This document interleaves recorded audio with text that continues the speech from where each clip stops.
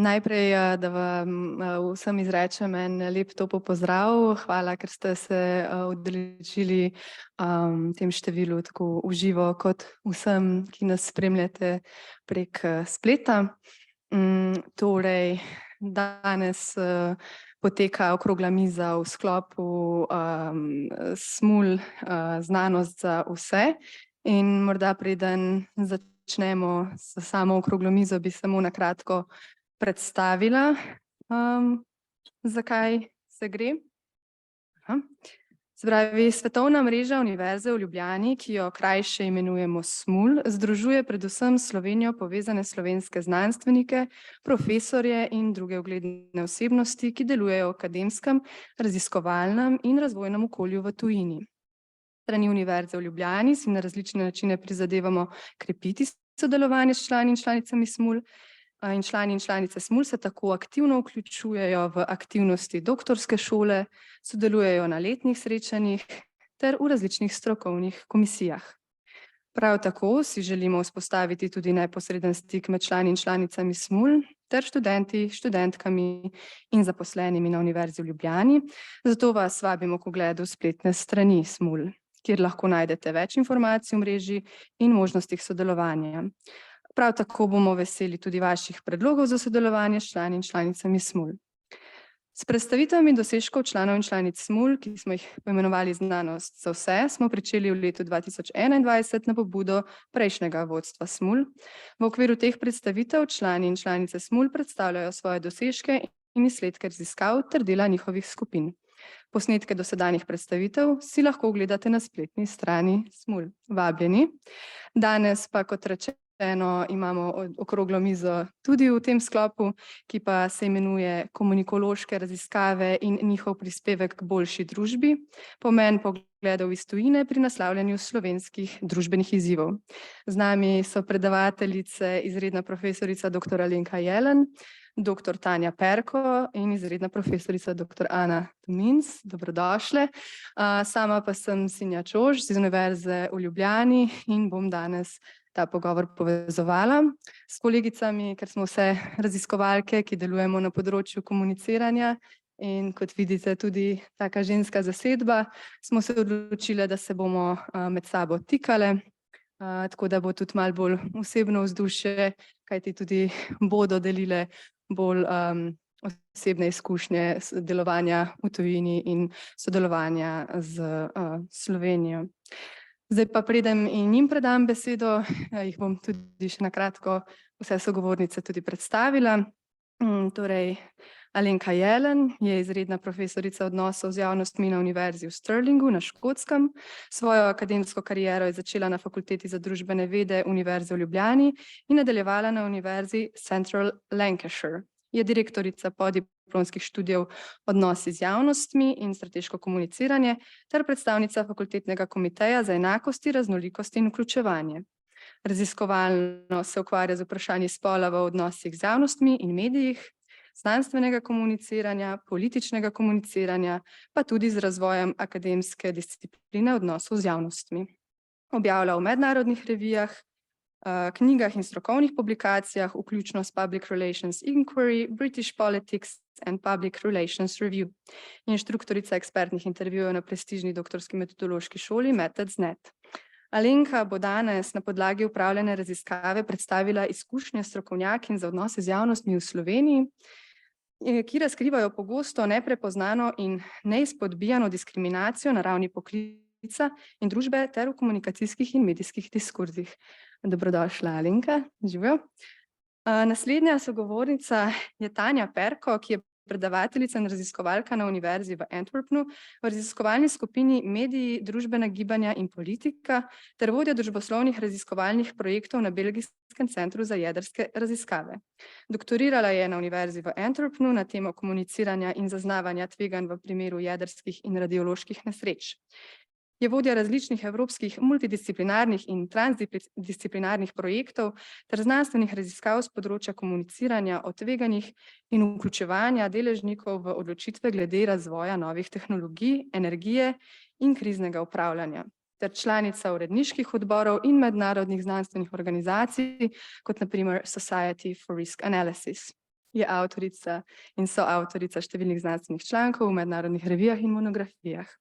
Danes bo Tanja razpravljala o informacijah o rakotvornem radioaktivnem plinu radon, ki letno povzroči več kot 60 smrti v Sloveniji, vključno o vključevanju širše javnosti v odločanju o gradnji novega bloka jedrske elektrarne Krško ter o dezinformiranju v primeru jedrske nesreče, jedrskih elektrarn v vojni ali potencialni uporabi jedrskega orožja. In še zadnja sogovorka, ki je danes z nami prek Zooma, Ana Tominc, je diplomirala iz antropologije in kulturologije na Univerzi na Primorskem, kasneje je nadaljevala študij na Univerzi v Lancastru v Veliki Britaniji, najprej iz jezikoslovja in nato iz kritične analize diskurza. Raziskovalno jo zanima komunikacija hrane, sodelovala je pri nastanku interdisciplinarnega podiplomskega programa Gastronomija, kjer poučuje že več let kulturo in komunikacijo hrane. Leta 2018 je ustanovila mednarodno konferenco na temo komunikacije hrane. Trenutno je tudi predsednica Association for the Study of Food and Society. Je avtorica več člankov in knjig na temo prehrane, kulture, medijev in komunikacije. Ana bo danes na podlagi primerov govorila o vprašanju identitete, kot se kaže v kulinaričnih besedilih v obdobju velikih družbenih in političnih transformacij, še posebej v smislu tako imenovanega banalnega nacionalizma. Najlepša hvala vsem sogovorkam, da ste si danes vzeli čas in da boste predstavili svoje delo. In tudi zdaj vam predajam besedo in bi vas povabila, da v bistvu na kratko vsaka predstavi svoje delo in morda sodelovanje z Zula. Pa bi začela Alenka kar s tabo.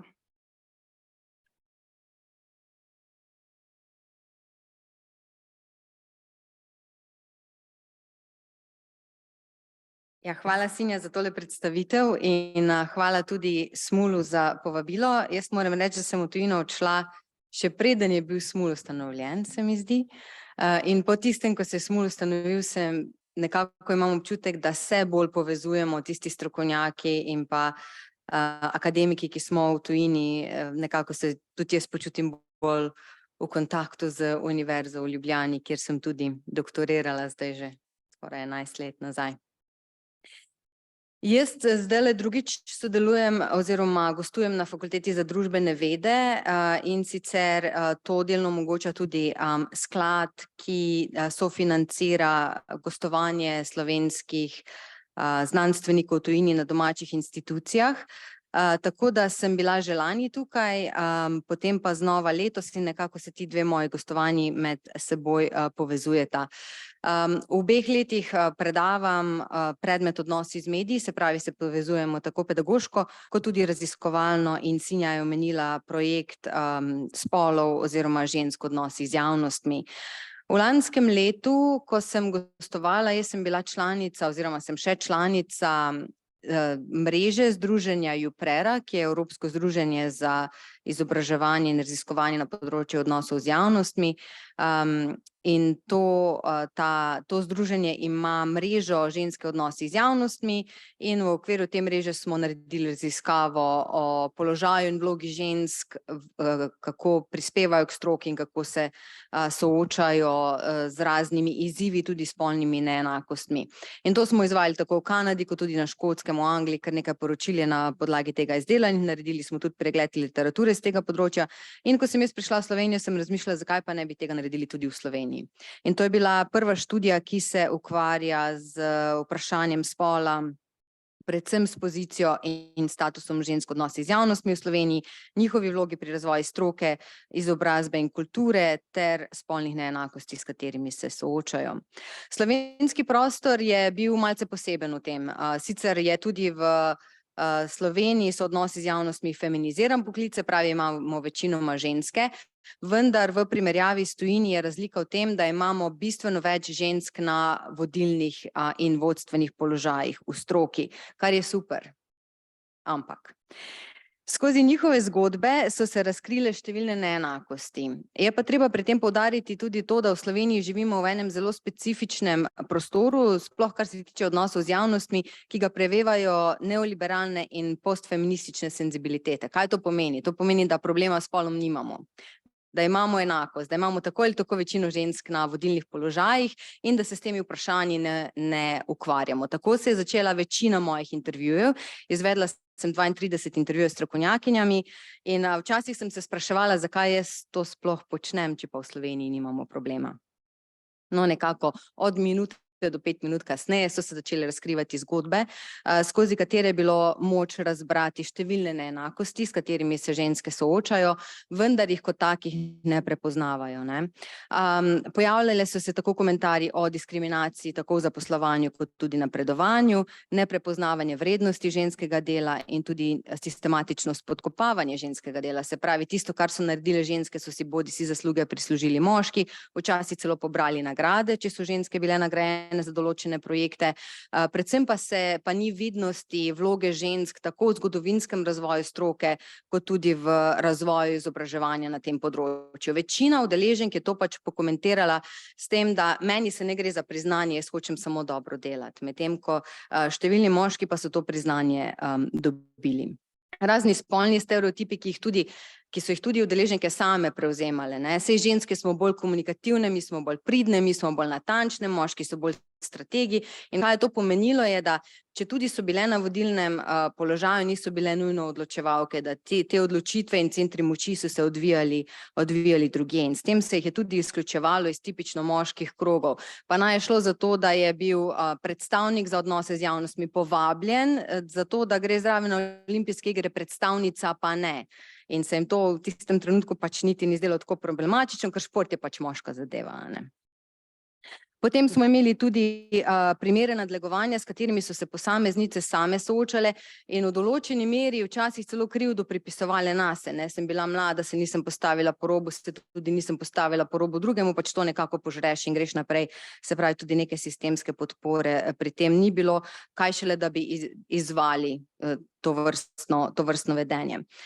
Potem imamo tudi, kaj me je tudi precej presenetilo, je bila izrazito moška uporaba jezika. Ravno imela sem pred parimi dnevi debato na slovenski konferenci odnosov z javnostmi, kjer sta bila dva predstavnika za odnose z javnostmi in mi je nekdo rekel, da to vprašanje pa čisto brez veze, da se s takšnimi banalnostmi ukvarjamo, ali uporabljamo moški ali uporabljamo ženski jezik. Na kar mi je prišla na misel ta anekdota Toneta Korošca o pevcih, ne, kako so na nekem radijskem programu in nekoč spraševali o tem, kdo je najboljši pevec oziroma najslabši pevec in so ljudje samo pač predlagali moške pevce, ne ženskih pevk. In s tem dejansko smo ženske tudi iz jezika izbrisane. Zanimivo je bilo, ko so udeleženke govorile tudi o ženskah, so uporabljale moško obliko, ne. So strokovnjaki, so vodilni, čeprav je šlo za ženske. Tako da nekako se mi zdi, da nek ključen stavek, ki se je pojavljal vedno znova, je smo pridne, nismo pa vidne, pa veliko jih je imelo občutek, da so to njihove individualne zgodbe, vendarle pa gre tukaj za neke kolektivne izkušnje, kjer ženske se soočajo s številnimi neenakostmi, ki pa so zamaskirane in s tem tudi manj prepoznane. Tako da zdaj sem te rezultate zdaj pač preliminarno sem jih že predstavila Društvu za odnose z javnostmi in tukaj je potem tista vloga, ki jih imamo znanstveniki na področju družboslovja. Zakaj so odnosi z javnostmi pomembni? Niso nič drugačni od drugih feminiziranih poklicev, je pa to, da imajo strateški potencial, da znajo oziroma bi znali te vidike tudi skomunicirati. In če se te spolne razlike ne prepoznavajo tako v praksi, se potem te spolne neenakosti reproducirajo potem tudi v komunikacijskih tekstih in vemo, da odnosi z javnostmi so zelo vplivni pri tem, kako se sooblikujejo javni diskurzi, tako v medijih, kot tudi neke javne zgodbe. Tako da so pomembni predvsem zaradi tega in ker imamo ta neoliberalen in postfeminističen način razmišljanja, se pravi, da smo pa za to krive same, da možnosti imamo, da se moramo bolj angažirati, biti bolj samozavestne, nositi visoke petke in tako naprej, ne. Se pravi, se moramo s tem soočiti same najti doma dogovor med tem ravnotežjem življenja in družina, ne. Tudi to se je pokazalo, da nesorazmerno to neplačano delo, se pravi skrb za družino, skrb za dom, skrb za starše in tako naprej pade na ženske in to se seveda potem projicira tudi v njihovo delo. Tako da, ja, to moramo pač same nekako urejati, to je bila nekaka ključna ugotovitev. Ja, tako da Ni in zaradi tega tudi ni nekega kolektivnega povezovanja, je bila pa še ena ugotovitev, da feminizem ima izrazito negativne konotacije in da številne so rekle, ne, jaz nisem feministka, ne, ker feministke so šle predaleč s temi različnimi spoli in mantrami, ki jih imajo, pa vendarle so bile feministke, ampak so imele pač poseben način razmišljanja o tem, da se moramo same opolnomočiti, delati na sebi, trdo garati, oteči ekstra krog, da bomo le enake z moškimi. Zdaj en vpliv, neposreden vpliv, ki ga je ta raziskava imela, je, da so številne začele o teh problemih in vprašanjih razmišljati in tudi reflektirati o tem, ali so se jim kdaj zgodile krivice, ali so bile kdaj neenako obravnavane, tako da se skozi to že vidi in pojavila se je neko spoznanje, da moramo imeti več feministične vizibilnosti, da moramo govoriti o teh stvareh, da je treba pač ustvariti neke platforme, pri tem imeti tudi etično senzibilnost seveda, da ne izpostavljamo posameznic in s tem, ker številne so rekle, jaz se ne bom postavila zato, ker to pomeni, da nikoli več ne bom dobila službe, lahko grem iz stroke in verjetno se lahko izselim iz Slovenije. Nekaj se jih je, ne. Tako da ja, je pač potrebno kolektivno delovanje, da se pač vendarle postavi po robu nepravičnostim in neenakostim, s katerimi se soočajo. Tako da jaz bi se tle ustavila, pa bomo pol mogoče lahko debatirali in odprli nekatera izmed teh vprašanj. Tako da hvala lepa.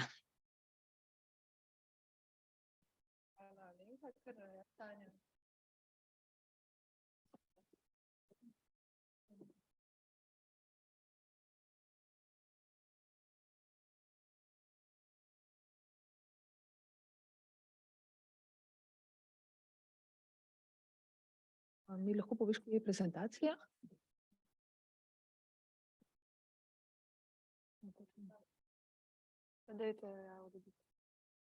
Samo trenutek, da uredimo, imamo kratko prezentacijo.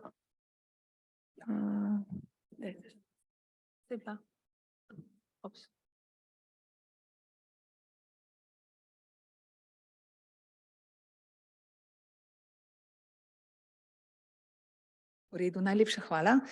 Pozdravljeni tukaj v dvorani, pozdravljeni tudi doma. Izjemno čast mi je, da lahko predstavljam mojo raziskovalno temo, prvič pravzaprav v slovenskem jeziku in prosim, oprostite, če bom iskala kakšne besede, vendarle delam že 15 let v tujini, torej moje raziskovalno obdobje poteka v flamščini in v angleščini, tako da nekatere izraze še vedno iščem v slovenskem jeziku, ampak to je mogoče tudi diskusija za kasneje. Vsekakor v vsem tem obdobju, ko živim, bivam in delujem v tujini, v Belgiji, tudi če to sploh še je tujina za mene, to je tudi kasnejše vprašanje, vedno ostajam v stiku z Slovenijo in kolegi iz Slovenije. Sodelujem z Inštitutom Jožef Štefan v Ljubljani, Elektroinštitutom Milan Vidmar, z Fakulteto za družbene vede kot mojo lastno bazo, kjer sem zelo vesela, da lahko gostujem sedaj zadnja 2 meseca, in pa tudi sodelujem pa tudi z Vlado Republike Slovenije, predvsem z Upravo Republike Slovenije za varstvo pred sevanji. Kot že rečeno, delam in sem zaposlena na Belgijskem raziskovalnem jedrskem inštitutu in na Univerzi v Antwerpnu. Predstavila bi samo nekaj raziskav, na katerih smo, na raziskav, katere izvajamo skupaj prav zdaj z slovenskimi kolegi, in sicer od teoretičnega znanja pa do praktične uporabe. Kot veste, kot sem že rekla, sem zaposlena na Inštitutu za jedrsko varnost, kjer predvsem gledajo, kaj je tukaj za nas, kako lahko izboljšamo družbo z teoretičnim znanjem, kaj je aplikativno in kaj lahko uporabimo v vsakodnevnem ali pa v izrednem stanju na področju jedrske energije. Prva raziskava, ki je zelo zanimiva in ki ravno zdaj poteka skupaj z Upravo Republike Slovenije za zaščito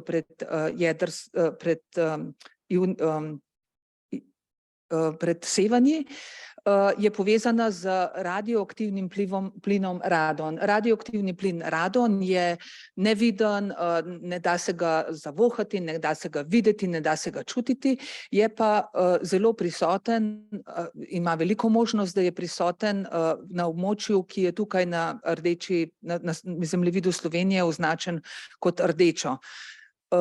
In ko naenkrat vstopi skozi razpoke v hiše, lahko povzroči raka. In v Sloveniji za rakom umre, kot je bilo že rečeno v uvodu, od 60 do 100 ljudi za rakom na pljučih zaradi radona v hišah.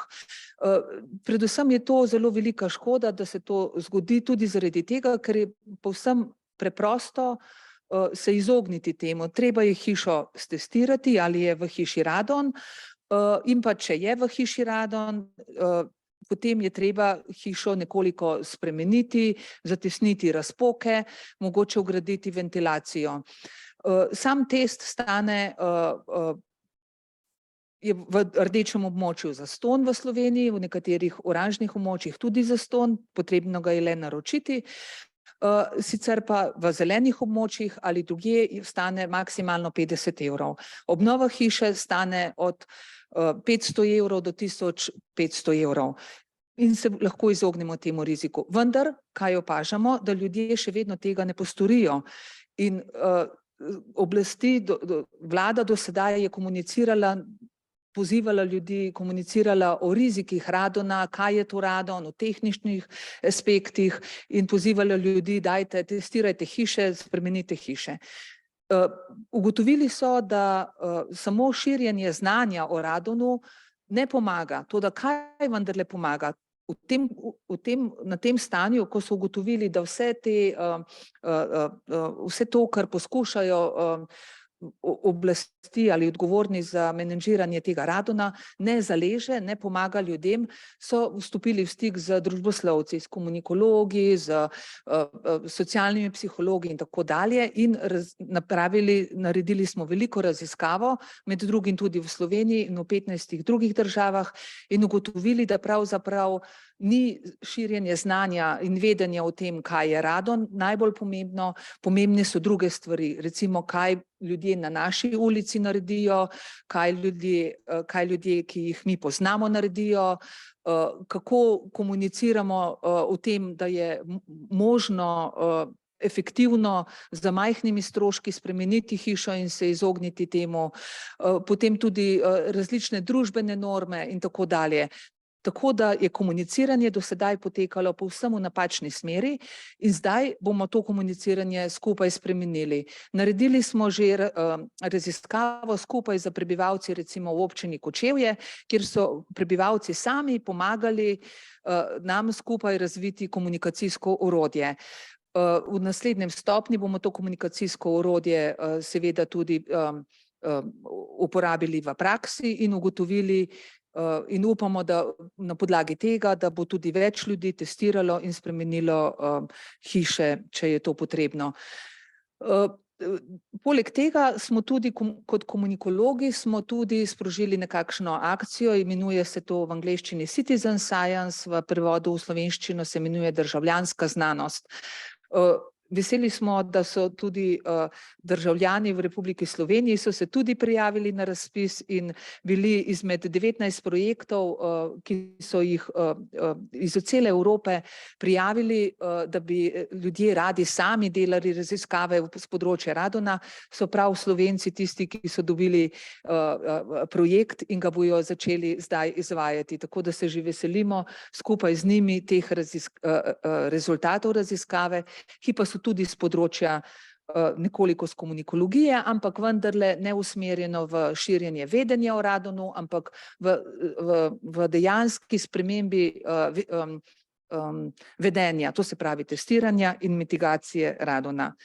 Naslednja raziskava, ki jo delamo v nekem drugem projektu, imenuje se EcoSense, skupaj z Slovenci, z Elektroinštitutom Milan Vidmar, zadeva kako vključevanje deležnikov pri odločitvi o drugem bloku gradnji drugem bloku jedrske elektrarne Krško.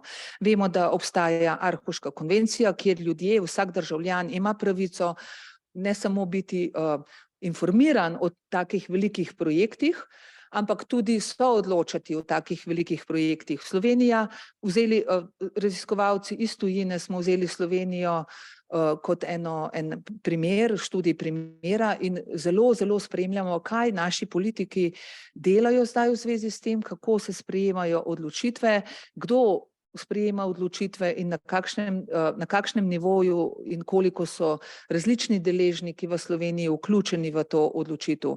Ne gledamo samo to, kako se odločajo o gradnji drugega bloka jedrske energije, ampak proučujemo tudi, kako se komunicira o mogoče o kakšni drugi možnosti, na primer v gradnji majhnih modularnih jedrskih reaktorjev. Tudi to, ne samo kaj se bo gradilo, kdaj se bo gradilo, kako se bo gradilo, ampak tudi to, kateri tip je pomembno skomunicirati, je pomembno soodločati skupaj z vsemi ljudmi, ki bodo izpostavljeni določenim bonitetam, pa tudi rizikom v zvezi s tem. Recimo tudi več raziskav smo naredili skupaj z Fakulteto za družbene vede, kako se komunicira priprava na jedrsko evakuacijo, recimo, ukolikor se zgodi jedrska nesreča, kako se komunicira o morebitnih nesrečah in kako se pripravi na to, kako lahko izboljšamo, da v primeru jedrske nesreče ljudje vedo, kaj morajo storiti, kam morajo iti, kaj morajo vzeti s seboj in tako dalje. Vzeli smo primer, kako mediji, širši mediji kako so poročali v primeru jedrske nesreče v Fukušimi. In recimo Slovenija je en tak zelo fantastična država, kjer lahko na področju 2 milijona ljudi vsekakor sistemsko proučimo, kako so vse komunikacije potekale, ker je majhna država, relativno malo medijev je, če primerjamo to recimo z Nemčijo ali z Italijo ali z Anglijo. Tako da smo lahko analizirali vse članke v zvezi z Fukušimo v Delu, v Dnevniku, v Večeru, na družbenih omrežjih in tako dalje in ugotovili potem primerjavno tudi za Španijo, z Francijo, z Belgijo, z Rusijo, z Nemčijo in tako dalje, z ostalimi državami, s 13 državami, da v Sloveniji obstaja nekaka pomembna razlika v komuniciranju o jedrskih nesrečah v primerjavi z drugimi državami.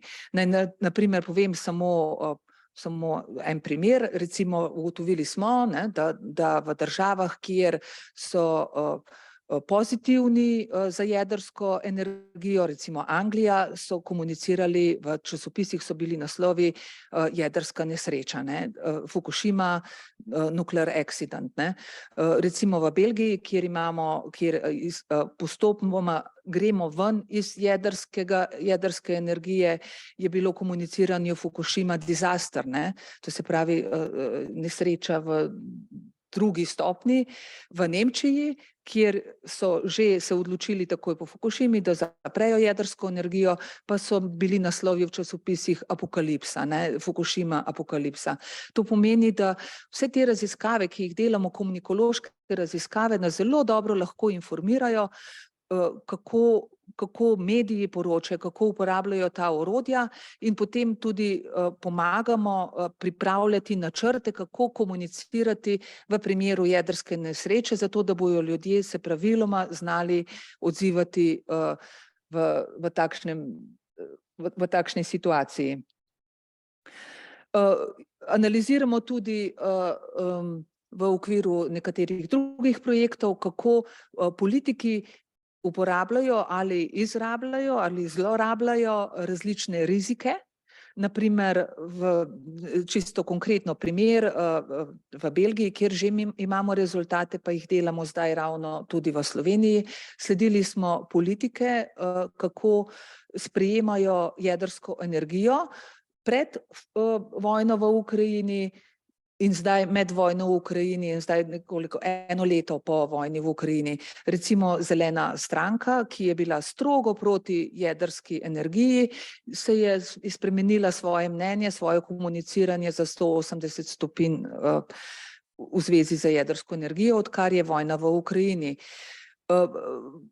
Prav tako nekateri politiki tudi zlorabljajo določene družbena gibanja in predstavljajo nekatere rizike v čisto drugi luči, kot so jih predstavljali prej, ko so imeli druge motivacije.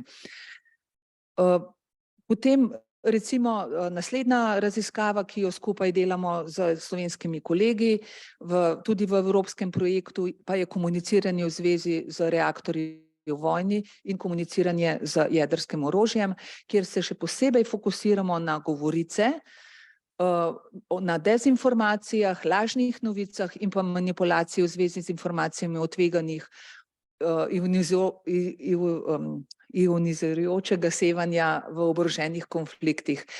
Tako da smo vzeli pod lupo tudi, kako slovenski mediji poročajo o teh stvarih, kako so socialna omrežja se uporabljajo, pa tudi zlorabljajo v določene namene, zato da bi svoje motivacije, svojo agendo lahko predstavili v takšni luči, da bi ljudem potem sledili, podprli določene motive in tako dalje. Torej za zaključek, mogoče imamo pomembno vlogo komunikacijskih raziskav pri ustvarjanju boljše družbe. Na primer, povedala sem vam samo 3 primere, ljudje na podlagi komunikacijskih raziskav vemo, kaj vpliva in kaj moramo komunicirati zdaj, zato da bodo ljudje testirali in prenovili hišo tako, kot jo morajo, zato da ne bodo dobili raka na pljučih. Vemo, kako mediji lahko so zlorabljeni ali zlorabljajo širše javnost, medtem ko poročajo o oboroženih konfliktih, recimo in reaktorjih v oboroženih konfliktih. Vemo pa tudi, kako lahko komunikacijske raziskave rezultate komunikacijskih raziskav uporabljamo za boljšo pripravljenost ob jedrskih nesrečah. Seveda je vse to lahko tudi aplikabilno na druge komuniciranje o drugih rizikih. Jaz se vsekakor bolj fokusiram na jedrsko varnost, zaradi tega, ker sem pač med drugim zaposlena tudi na Belgijskem jedrskem raziskovalnem inštitutu. Povedala sem tudi, da je Slovenija kot študija primerov pri komunikoloških raziskavah izjemno zanimiva država in s kolegi iz Belgije recimo ali pa z Evropske unije, iz drugih držav so zelo veseli, če lahko vključimo tudi Slovenijo kot primer. In pa tudi povedala sem oziroma rada bi poudarila, da je sodelovanje slovenskih raziskovalcev doma in v tujini zelo uspešno in da imamo veliko prihodnost in še veliko dela pred seboj in veliko možnosti, tako da se že vnaprej veselim tudi novih pobud, tudi mogoče po tem našem nastopu skupaj, da pokažemo lahko, da skupaj zmoremo in da lahko skupaj tvorimo nekakšno network, omrežje nas, ki smo Slovenci in delamo v tujini. Hvala lepa. Hvala, Tanja. Zdaj predajam besedo še Ani, tako da lahko... Najlepša hvala.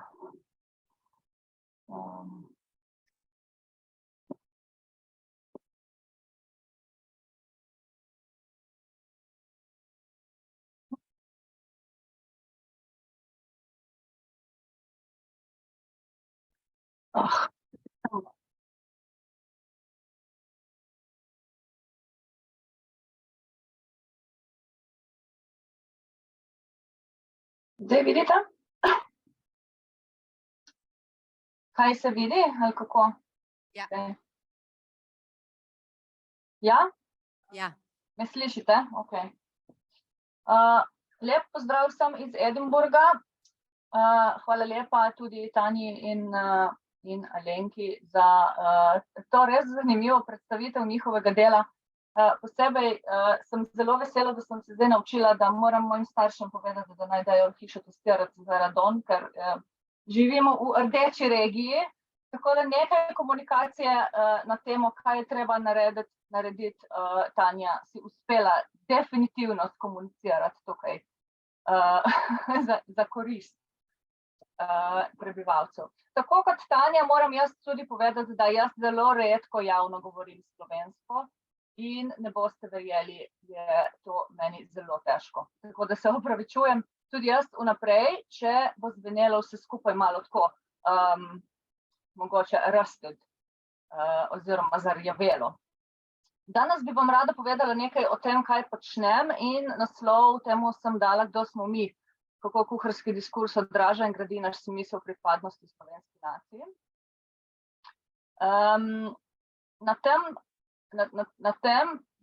Na tej temi, dajmo temu reči, delam v sklopu mojega dela, ki ga je prej Sinja že omenila, na tem podiplomskem programu gastronomije, ki je interdisciplinarni program, kjer učimo in raziskujemo hrano z vidika različnih stvari, recimo komunikacije, kulture, ekonomije, politike hrane in tako naprej. Hkrati pa mislim, da je pomembno povedati, da škotska vlada zelo dosti podpira raziskave hrane in tudi poučevanje o hrani in je na začetku podpirala ta program finančno. Trenutno sem tudi del Scottish Alliance for Food, ki je nekakšno združenje, ki združuje raziskovalce na Škotskem, ki raziskujejo hrano. In hkrati sodelujem že več let z kolegi na FDV-ju, kjer se ukvarjamo s komunikacijo hrane, diskurzijo okoli hrane in mediji in hrano.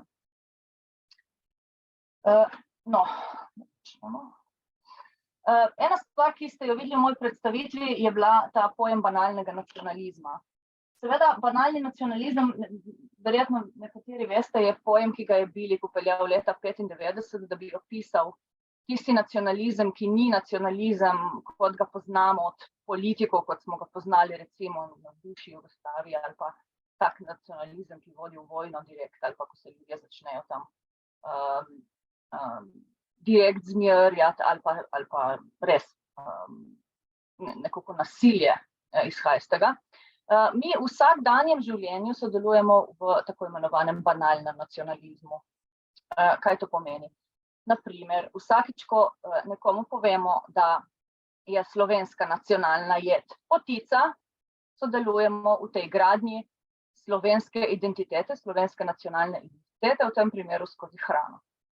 Seveda se to večkrat pojavlja tudi pri zaščiti različnih izdelkov, kot imate tu na vrhu, v smislu klobas slovenskih, recimo kranjske klobase, ki veste, da pred leti je bil celo spor z Avstrijo, kdo jih lahko zaščiti. Spodaj vidite, kako je Evropska komisija zaščitila slovensko potico in je to potem predstavljeno kot velik ponos Slovenije, nekaj, na čemer lahko gradimo turizem. In je zato tako pomemben del naše identitete kot tako. Vprašanje tukaj je seveda, kdaj se hrana kvalificira, da postane slovenska. Kaj je en kriterij? In tukaj vam kažem sliko velike slovenske kuharice. Večina ljudi, ko jih vprašamo, kaj je slovenska hrana, vam bo rekla, to je Kalinškova kuharica ali pa nekaj takšnega.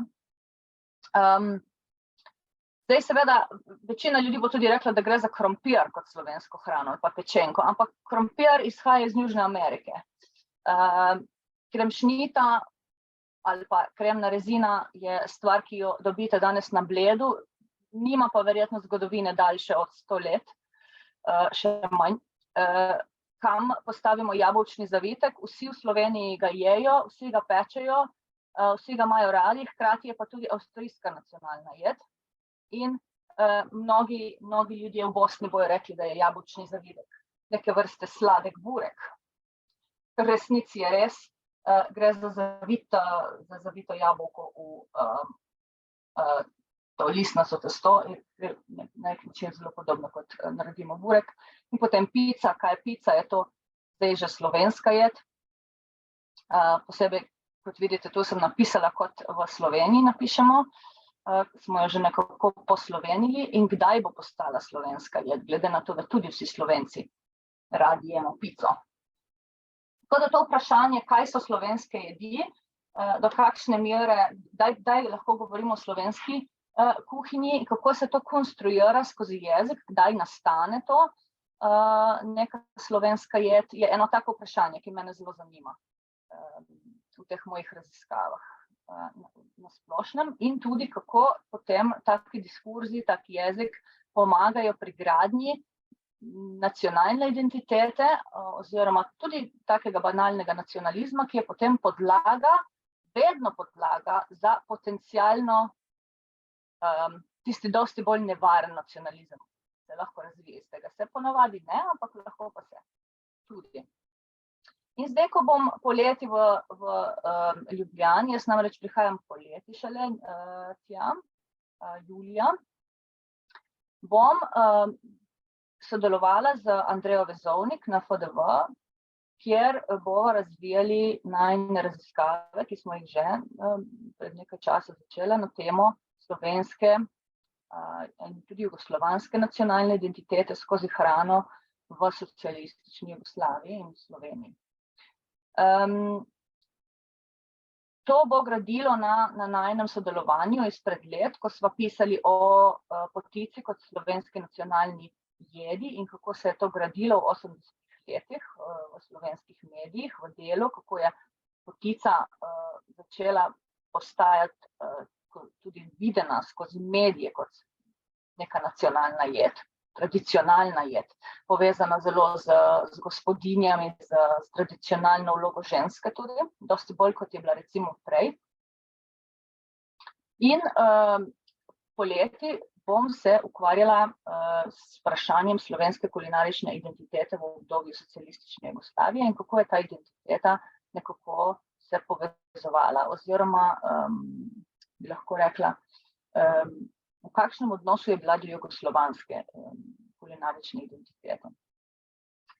To bo nekaj, kar bom počela poleti. V preteklosti sem pa tudi že delala raziskave na temo slovenske kulinarične identitete kot srednjeevropske identitete, na primeru oddaje Ljubezen skozi želodec, ampak tudi lahko to vidite tudi drugje, kjer vidite skozi kuharske knjige ali pa skozi te kuharske oddaje, kako se mi skozi hrano konstruiramo kot Srednja Evropa in se navezujemo na avstrijsko kuhinjo, skozi neko zelo pozitivno konstrukcijo. Hkrati pa je hrana priseljencev iz drugih krajev bivše Jugoslavije, kjer prevladuje osmanska kuhinja, to gre za recimo čevapčiče, nekako dosti bolj zabrisana, ni vključena v našo slovensko nacionalno kuhinjo. Vsaj še. In seveda to se povezuje z večjimi diskurzi, ki so se pojavljali v času te transformacije slovenskega prehoda iz bivše države v novo državo v zadnjih 30 letih. To se zelo lepo vidi v tem kulinaričnem diskurzu, kako se te veliki diskurzi politična vprašanja tega, kdo smo mi, odražajo skozi te dosti bolj banalne tekste na nek način in kako tam oblikujejo to, kaj smo mi na en čist drugačen, dosti bolj intimen način, ker hrana je dosti bolj intimna stvar kot, na primer, poslušanje političnega govora po televiziji. In zdaj za konec hočem samo še nekaj povedati o tem, zakaj je to pomembno, to spraševanje o kulinarični nacionalni identiteti. To vidimo v medijih vedno, ta vprašanje. Naprimer, ko imamo vprašanje, kaj otroci jedo v šoli za kosilo, zdaj pred kratkim mislim, da je slovenska vlada začela z strategijo zmanjševanja mesa in seveda ob tem se pojavlja dosti vprašanj v zvezi s tem, ali bi otroci morali jesti manj mesno hrano ali ne.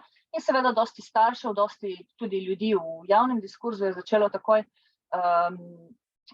nekako polemizirati ali pa se oglašati na to temo in so rekli, da to pa ni slovensko, da slovensko je jesti meso.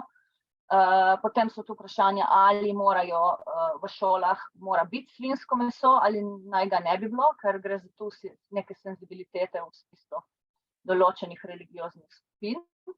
Ali bi morali mi to upoštevati ali ne. Seveda je jedenje svinjskega mesa tudi zgodovinsko ena taka zelo stvar, ki je katoliška cerkev uporabljala za to, da izključuje vse ostale skozi zadnjih 500-600 let. To ni nekaj tako specifičnega samo zdaj. In potem imamo tudi stvari, kot so slovenski zajtrk in kaj konstruira ta slovenski zajtrk, kaj v resnici je ta naš zajtrk. Kjer se otroci potem naučijo te identitete tudi skozi tak zelo banalen primer. Potem imate primere političnega komuniciranja za graditev ustrezne samopodobe, recimo Matteo Salvini vedno je Nutello, ker s tem prikazuje, da podpira italijansko prehransko industrijo, ampak tudi pač nekako komunicira, da on je pravi Italijan, ker je Nutello. Enako Nicola Sturgeon, bivša prva ministrica Škotske, vedno pije določene vrste pivo, s čimer prikazuje, da ona je šefica, da ona je močna ženska, da ona razume ta bolj delavski način pitja in tako naprej. In seveda tu se lahko vprašamo, kaj pa slovenski politiki, političarke, kaj oni jejo, kaj pijejo. Se boste spomnili, da Nataša Pirc Musar je zelo jasno povedala, da ona rada je meso. Kaj to pomeni in kako se potem to navezuje na slovensko identiteto. Seveda vam bo vsak tak klen zaveden Slovenec povedal, da Slovenci pač jemo meso. In potem je to še vprašanje kmetijske zakonodaje, seveda je zaščita slovenskih pridelkov in bojkot od določenih tujih pridelkov, ko hočemo jesti slovensko. To vidite tudi v promociji različnih supermarketov, kjer spodbujajo te ideje slovenskosti in slovenske hrane. Seveda lahko ideje o tem, kaj mi jemo, povzročajo tudi fizično in simbolno nasilje in pripeljejo do tega. Mi tu seveda se pogovarjamo o tem na precej simbolni ravni, ampak vidite po svetu, da recimo v Indiji se dogajajo umori, ker tisti, ki jejo govedino, tega po mnenju drugih naj ne bi smeli, ker to ni stvar pravega Indica ali pa Indike. Potem imamo tudi v Sloveniji, verjetno vem, da na Škotskem zmerjanje tistih, ki odklanjajo meso, ker niso do neke mere pravi Slovenci, ali pa tisti, ki jejo kakšne druge recimo stvari, ki odklanjajo svinjino in tako naprej.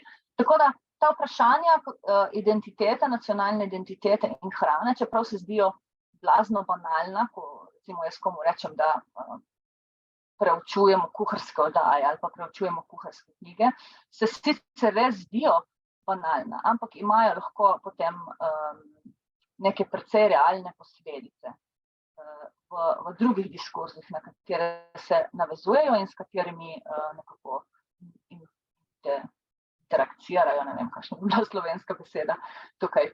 Tako da jaz bi zaključila tukaj, potem pa, če imate še kakšno vprašanje, kasneje lahko še razvijem naprej. Hvala lepa. Najlepša hvala, Ana. Torej, morda bi kar tu, kjer si ti zdaj zaključila z vprašanjem identitete, kaj je slovenska identiteta in kako se identiteta gradi, bi kar nadaljevala. Se tudi Tanja je pravzaprav že omenila ta nek problem, kaj je doma, kaj je tujina. Vi ste vse raziskovalke, ki pravzaprav mi rečemo, da delujete v tujini, vendarle pa ste tam že vrsto let in ko pridete nazaj v Slovenijo ali pridete nazaj domov, ali je dom postala že tujina, in me v bistvu nekako zanima, kako vi to dojemate, kako se počutite v tujini in doma, kako se pri tem nekako vaša identiteta, kaj je pravzaprav vaša identiteta, s čim se identificirate in morda tudi kakšno vlogo ima pri tem potem to sodelovanje z slovenskimi raziskovalci, institucijami in tako naprej pri soočanju z vsem tem. Tako.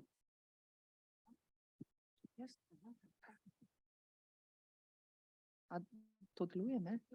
Kar na mikrofon. Najlepša hvala. Vsekakor je to eno tako vprašanje, ki me vedno spravi v neskončno zadrego, ker notranje težko odgovorim, kdo sem, kaj sem, odkje sem. Ne? Zelo veliko delam v mednarodnem okolju in me ljudje vprašajo, odkje si pa ti. Ne? In nisem nikjer več pravzaprav doma, ampak sem povsod doma. Zelo, mislim, zdaj sem tukaj 2 meseca v Sloveniji in vem, da je moj dom tam, kjer sta moja otroka in moj mož, torej v Belgiji. Ampak v Belgiji, ko se pogovarjam z ljudmi, ko živim tam, pa to pa je neskončno hrepenenje po Sloveniji. Ne? Vsekakor, če se povežem z Ano, jaz sem vegetarijanka, to se pravi, nisem Slovenka. Ampak sem šla večkrat na Triglav, to se pravi, sem Slovenka.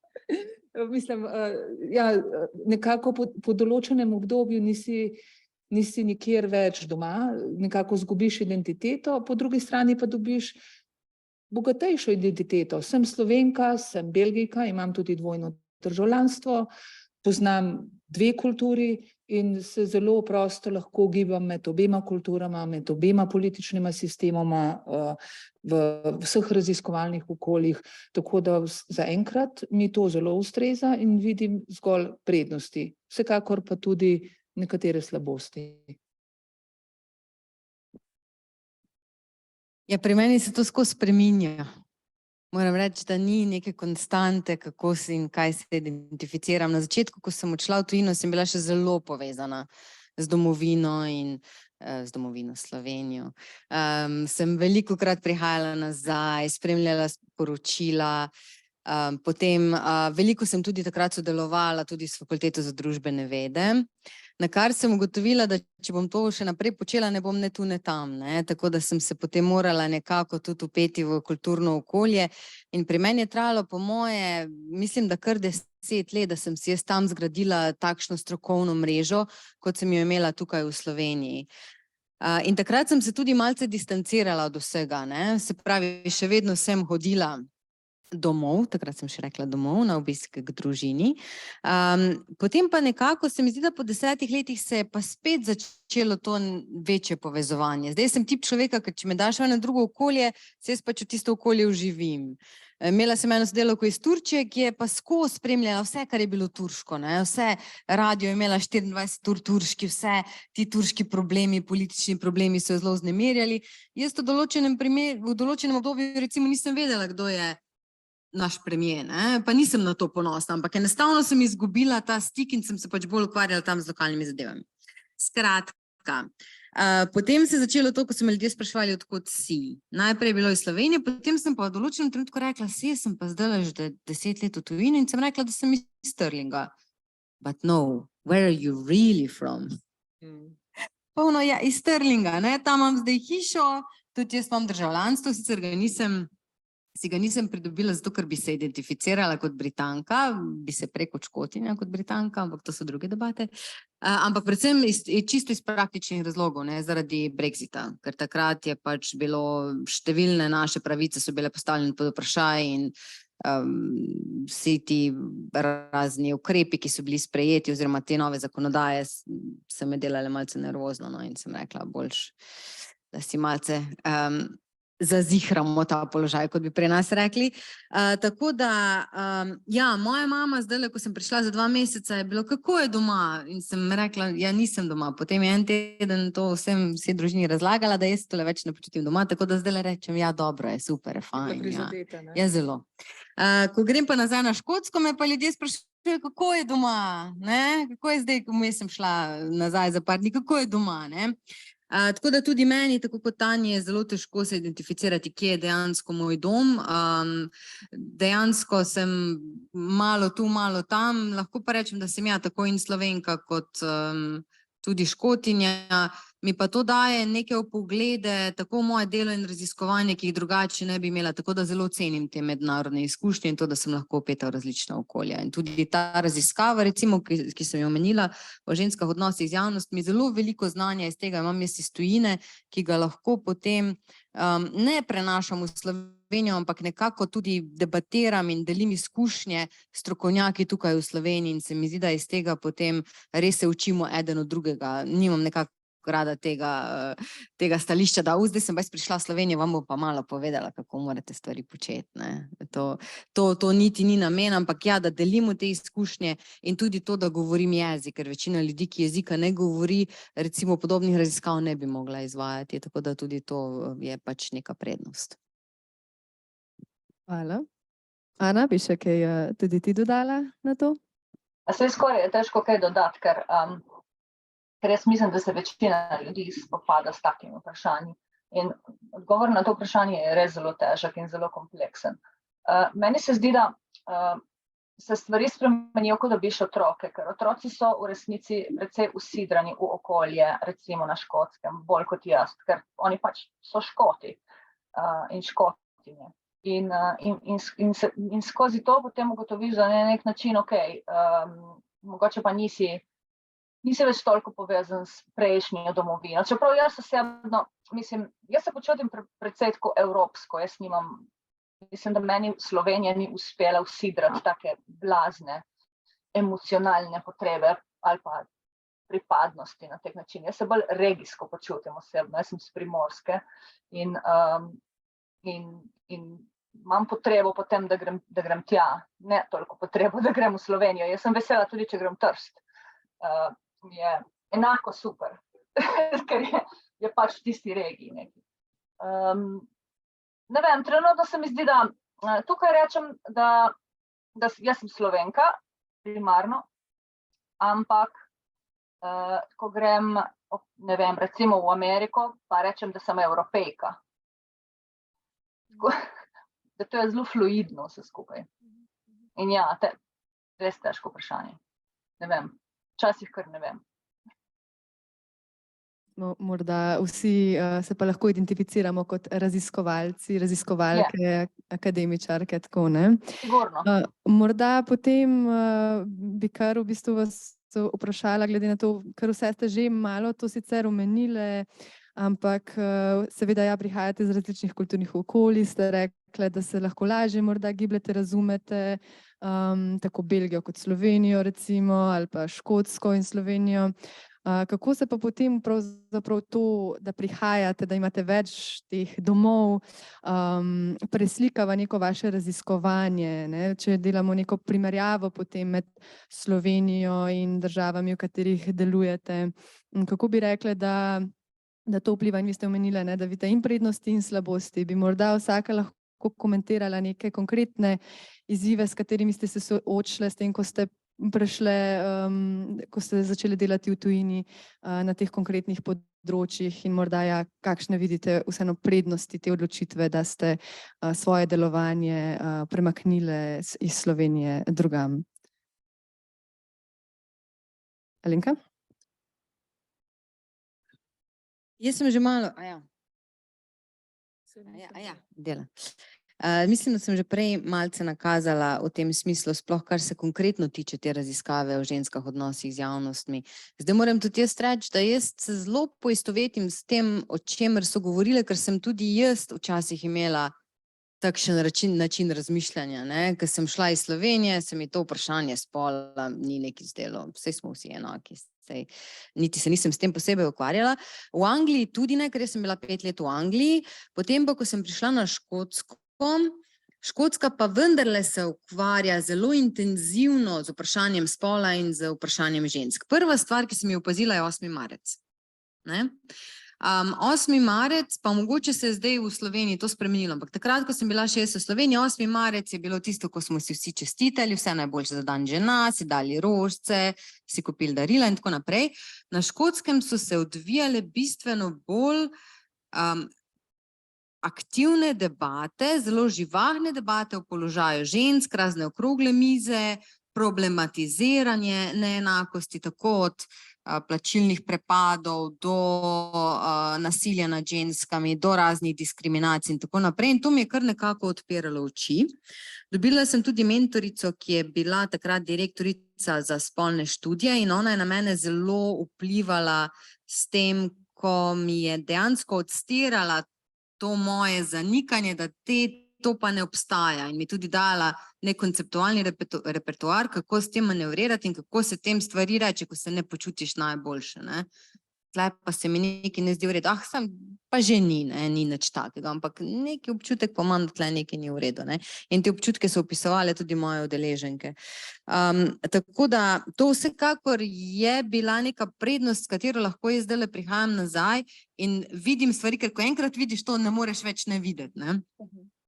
Recimo danes Sinja sodeluje pri mojem predmetu Odnosi z mediji in smo si pogledali ta film Brexit, The Uncivil War in tam je bilo zelo izrazito, koliko je bilo to moška prevlada. Ne? Sicer ženske so bile tam večinoma kakšne asistentke ali pa podpornice kampanje, šov in odbore in tako naprej so pa vodili moški. Se pravi, to ves čas vidiš, ne? Ko je meni ena ženska povedala zgodbo o tem, kako, ko se je na koncu 30-ih odločila za to, da ima otroka in kako ni mogla več nazaj na trg delovne sile, ampak da je bila to njena krivda, ker se je odločila za otroka, sem jaz tle videla čiste ne druge stvari. Ne? Tako da to je vsekakor prednost, da ti nekako obogati te vpoglede, izkušnje. Slabost pa je, da si tujec. In tu in tam. Jaz takrat, ko sem šla ven iz Slovenije, se nisem zavedala, da zdaj bom pa tujec, zdaj sem pa outsider. In je zelo težko priti nazaj in tako na osebni ravni, kot tudi na ravni dela in raziskovanja. Ne? Večkrat se jim reče, ti ne razumeš, ker te tako ali tako ni tu. Se ti tega sploh ne razumeš. Ali pa recimo, ja, tudi ko poskušaš pač sodelovati tudi v različnih skupinah. Ja, se ti si pa zunanja, tebe moramo pa malo posloveniti, preden se lahko o tem in tem pogovarjamo. Tako da to vsekakor je. Je pa to tudi ena prednost, ker če jaz ne bi bila tujec, rezultatu, ki sem jih dobila v te raziskave, verjetno ne bi dobila, ker sem pa le izven tega prostora in tudi nisem videna kot nekdo, ki bi lahko imel neko politično agendo, sem kakorkoli obarvana, sem pripadnica tega in onega tabora, ker sem imela res zelo širok nabor udeleženk in veliko kdo mi je pa rekel, nihče drug ne bi mogel narediti tega, kar si lahko naredila ti s tem intervjujem. Tako da, ja, so prednosti in so slabosti vsekakor. No. Ana, boš ti poskusila naprej? Ja, jaz sicer mi je zelo težko komentirati, kako bi bilo, če bi delala v Sloveniji, ker jaz sem šla v tujino že, mislim, pred 15 leti in v resnici sem delala v Sloveniji zelo malo pred tem. Ko pa sem šla in takrat sem imela še tak precej naivno idejo, da se bom takoj po tem študiju vrnila, ampak takrat mi je moj delodajalec lepo povedal in je rekel, glej, zdaj greš in ne samo, da ne boš nikoli prišla več nazaj, mi te nočemo nazaj. V resnici mi te nočemo, tu mesta zate ne bo in pač to je ta odločitev. In potem nisem nikoli niti razmišljala, zdi se mi, da povratek, moram reči, da pred nekaj časa sem razmišljala, da bi šla nazaj v Slovenijo, ampak sem potem zaključila, da povratek je skoraj nemogoč oziroma zelo težek. Predvsem zaradi trga delovne sile, zaradi načina dela, zaradi vseh teh stvari, ki jih pač enostavno mi nismo vajeni na ta način več, mogoče kot obstajajo v Sloveniji. Tako da, jaz mislim, da prednosti tega, da smo v tujini, sigurno so v tem, da na nek način je to dosti bolj svobodno okolje, se počutiš dosti bolj svobodno, ker nisi vpet v neke dinamike, ki obstajajo doma, družinske dinamike in vse te stvari. Tako da si bolj svoboden v smislu tega, kaj pač lahko počneš. Seveda je negativna stvar tem, ki jo je omenila Alenka, da si tujec. Zdaj vprašanje tudi, kje živiš, ne? Ker tu, kjer jaz živim, je dosti tujcev, potem je lažje. Če si v kakšni malo bolj homogeni družbi oziroma okolju, potem verjetno je še težje. In seveda zelo odvisno tudi od družbe, kako je nastrojen proti tebi in tvoji, recimo, etnični pripadnosti. Mogoče še jaz, da dodam svoj vidik. Pravzaprav je zelo velika prednost, da znam slovenski jezik, da znam flamski jezik, ki je različica nizozemščine, angleški jezik, verjetno bi se še kakšne dal našteti približno, ampak to so 3 operativni jeziki, v katerih lahko delam celo analizo medijev, ne. In Slovenija je evropska država in če prineseš raziskavo, dodaš belgijski raziskavi še slovensko raziskavo, ne, je to fantastična možnost, da tvoja publikacija res vidi luč in je objavljena, ker je to primer, ne. In ne samo to, ampak tudi recimo primeri v Sloveniji so zelo, zelo zanimivi za celotno evropsko javnost. In moram reči, da vsaka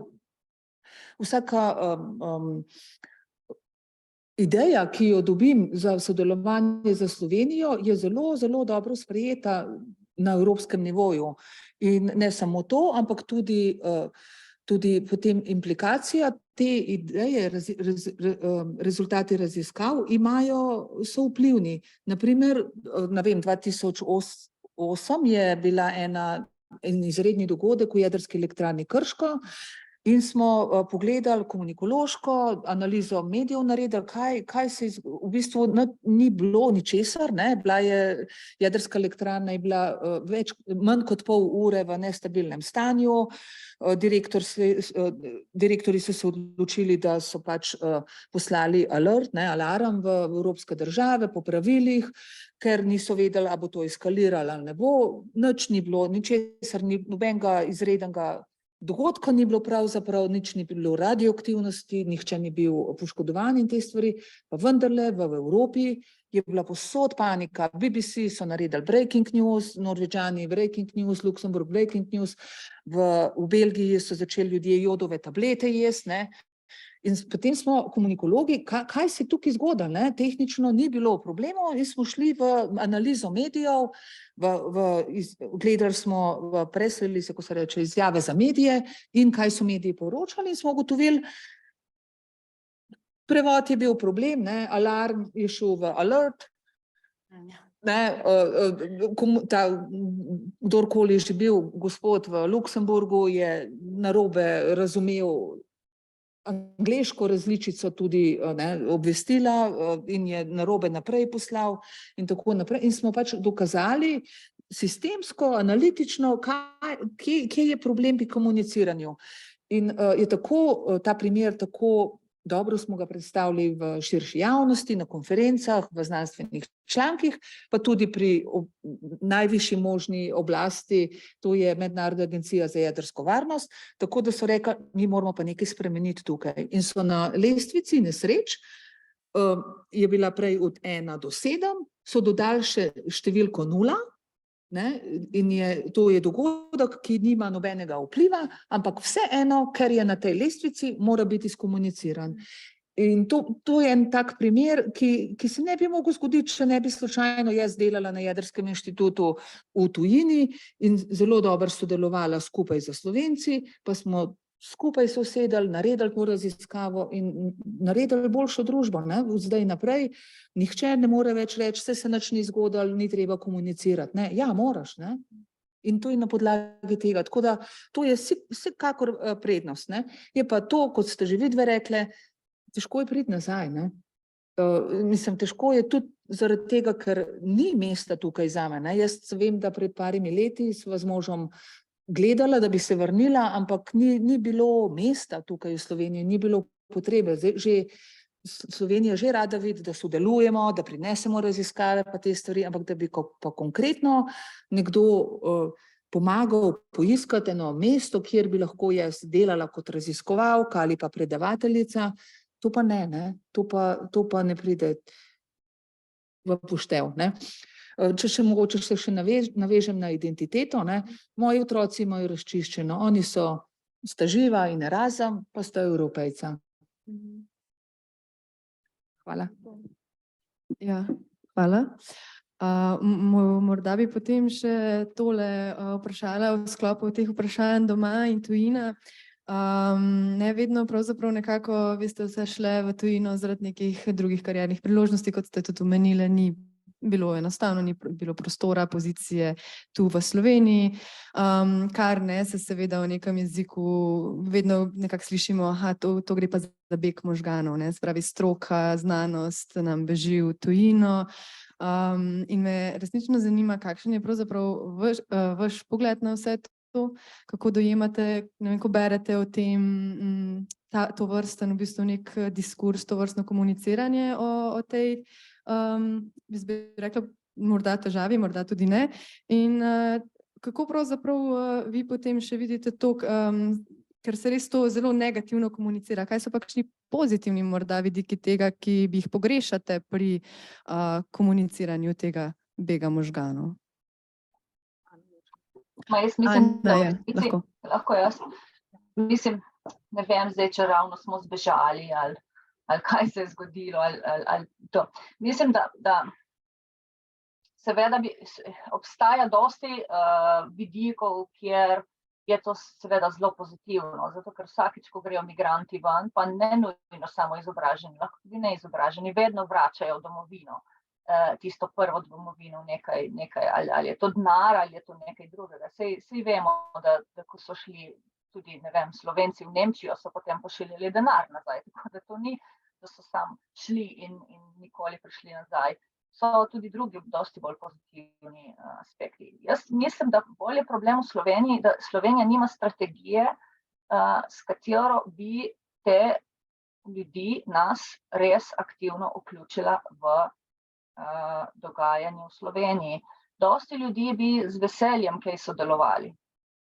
Ampak ne vem, ali ni zanimanja, ali ni časa, ali ni denarja, ampak kar se mi zdi, da bi morala jaz narediti neko inicijativo, da bi se to zgodilo malo bolj, recimo, ne, tako aktivno.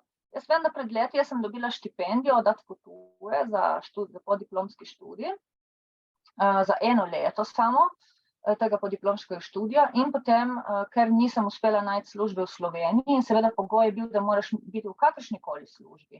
To pomeni, da tudi če bi bila zaposlena na dosti nižje službi, ki bi rabila dosti nižjo kvalifikacijo, kot jo imam zdaj, potem to bi bilo okej. Ampak ker pač tega nisem želela, sem morala vrniti to štipendijo. To je recimo konkreten primer tega, ker bi Slovenija lahko rekla, aha, ti si nam dolžna zdaj toliko denarja, kaj če bi ti namesto, da nam vrneš ta denar, prišla nekaj drugega delati za nas, za državo. Lahko v kakšno šolo tam se zmeni, da se boš predavala ali kaj sodelovala, v kakšno srednjo šolo, kakšne workshope ali pa. Ne vem, vse teh stvari je ogromno, ni nujno samo na univerzah. In jaz mislim, da dosti ljudi bi to z veseljem naredilo, neko tako sodelovanje, da bi potem dali nekako nazaj tisto, kar so dobili od slovenskih davkoplačevalcev skozi svoje šolanje. Jaz sigurno bi to naredila, ampak čutim pa, da ni nekega zanimanja v resnici v Sloveniji. Okay. Hvala, še kak pogled? Hvala. Jaz sem zelo alergična na to beg možganov, ne. Mislim, prvo, kar je, mislim, saj mi dva z možem, mož je tudi raziskovalec v tujini, nisva nič zbežala, ampak sva šla pogledat malo še ven, ne. Kako je, mislim, svet je tako lep, toliko različnih kultur je, toliko različnih družb, toliko različnih stvari. Mislim, meni bi bilo škoda skozi biti v Sloveniji, ne. Slovenija je majhna, je fletna, ne, ampak je mala, vsakega pozna pa tako, ne. In zelo všeč nam je bilo to, da jaz tukaj v Sloveniji nisem delovala kot raziskovalka, ampak kot komunikatorka. Bila sem najprej zaposlena na Televiziji Slovenija, potem pa na Ministrstvu za obrambo. In v tujini to znanje, ki sem ga tukaj pridobila, to je bilo zelo, zelo spoštovano. In recimo v Belgiji mi je bilo zelo všeč to, da zelo spodbudno in zaradi tega smo se tudi odločili, da ostanemo gor, je bilo to, da lahko se odločiš, ali hočeš napredovati, ali si zadovoljen s tem, kjer si. Če hočeš napredovati, točno veš, kaj moraš narediti, narediš to in si ocenjevan po teh dosežkih, po objavah, po svojih rezultatih, ne po tem, s kom se poznaš, kdo ti da možnost, s kom si dober in tako naprej, ne. Tako da, ja, mislim, beg možganov, ne, moji možgani so še zmeraj tukaj v Sloveniji in so tudi v Belgiji in so zrastejo v Belgiji in dovolim, da se uporabijo tudi v Sloveniji, tako da ni nikakršen beg, ampak vsekakor širjenje možganov, pa ostati na povezavi, pa uporabiti nas tako, kot je Ana rekla, z velikim veseljem sodelujemo, pa prinesemo znanje v Slovenijo, pa tudi se učimo od slovenskih kolegov, zaradi tega, ker tukaj znanje v Sloveniji je pa tudi veliko vredno. Vsekakor možgani so večji, ne pa da bežimo stran. Ja, jaz se strinjam in v tej debati se velikokrat pozablja na to, da mi ogromno naredimo za promocijo Slovenije tudi, ne glede na našo identiteto, vendarle smo vse rojene v Sloveniji in če te vprašajo, where are you really from, ne, potem si iz Slovenije in jaz v zadnjih, tudi jaz sem že v tujini 15 let, tujini, novi domovini, kakorkoli se že to opredeli. In v teh 15 letih sem zagotovo spoznala vsaj 1000 ljudi. Od teh 1000 je zagotovo vsaj 200 se bolj seznanilo Slovenijo, šlo v Slovenijo na dopust, kot bi, če mene ne bi bilo. Pa verjetno še podcenjujem te številke, ne. Ampak že zaradi tega veliko, ogromno promocijo naredimo za Slovenijo. Tako kot Ana in Tanja sem se tudi jaz nekaj časa spogledovala z idejo, da bi se vrnila v Slovenijo, ampak sem potem po številnih razmišljanjih in iskrenem pogovoru sama s sabo dejansko ugotovila, da jaz lahko za Slovenijo več naredim, če ostanem na Škotskem, kot pa če se vrnem. Da lahko več k temu prinašam, tako v znanstvenem smislu, glede čisto iz osebne odločitve je pa res tako, da je težko, ne moreš kar nazaj, ne moreš kar nazaj smukniti v neko svojo vlogo, ker si ti drugačen, ker je Slovenija drugačna. In jaz mislim, da tudi ta vrnitev je precej težka, ker mi pričakujemo kulturni šok, ko gremo v tujino, ko se vrnemo pa ne. Je pa fino, se vsekakor strinjam z Ano, da bi bila tukaj potrebna ena strategija, kako čim več tega znanja izkoristiti tudi v prid Slovenije in imeti neko strategijo sodelovanja v tujini in mislim, da SMUL tukaj igra zelo veliko vlogo, pa tudi tale sklad, ki razpisuje financiranje slovenskih znanstvenikov v tujini za gostovanje na domačih institucijah, mislim, da je tudi to zelo dobra pobuda. Ko je bil ta prvi razpis, ko je bil ta razpis zunaj v prvih letih, je bilo misija nemogoče dobiti ta sredstva, ker se časovno niso usklajevala s tem, kako se planira za naslednje študijsko leto in kdaj je treba prijavo oddati, tako da ene parkrat smo šli na gambling, ampak ja, zdajle mislim, da je to področje veliko bolj urejeno in za mene, če tega razpisa ne bi bilo, verjetno ne bi mogla priti sem tudi zaradi tega, ker sem jaz lahko to na Stirlingu upravičevala kot legitimno, ne legitimno, ampak večjo legitimnost je dala mojemu gostovanju, sploh s tem pa zdi fajn, da to njih nič ne stane, jaz pa vseeno grem v tujino in oni si bodo lahko tam dali eno značko, sodelujemo tudi z Univerzo v Ljubljani, tako na ta način, ampak ne, ima bistveno večjo težo, če rečeš, oni me bodo gostili za, ne vem, mesec, 2, 3, 4, kolikor mesecev smo pa že tukaj in tudi lažje dobiš neko dovoljenje, da si lahko za ta čas odsoten, tako da, ja, te pobude so super in le tako naprej in nas čim bolj tudi vključevati v te procese, to bi jaz rekla. Super, ja, hvala za to, da vsaka podala svojo izkušnjo. Zdaj pa jaz bom imela še eno vprašanje, potem bi pa predala vprašanja tudi publiki, če ima kdo iz občinstva kakršnokoli vprašanje za naše sogovorke, to je vezano na njihovo raziskovalno delo ali pa na njihove izkušnje delovanja v tujini. Tudi tisti, ki ste z nami na Zoomu, seveda vabljeni k temu, če imate kakšno vprašanje, napišite v pogovor, pa ga bomo prebrali na glas v dvorani. Tako da medtem, no, ko odgovarjajo sogovorke še na zadnje moje vprašanje, razmislite, če še koga kaj zanima, kar ni bilo še nekako izpostavljeno.